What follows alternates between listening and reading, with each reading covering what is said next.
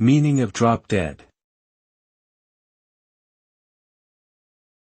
Drop dead. Drop dead.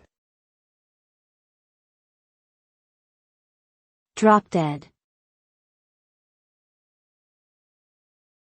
Drop dead.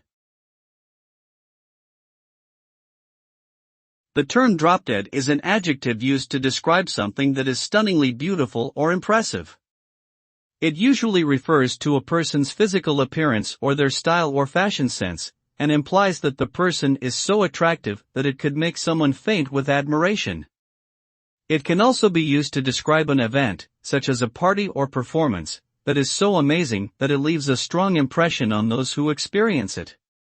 Overall, drop dead is a superlative description used to emphasize the exceptional quality of something.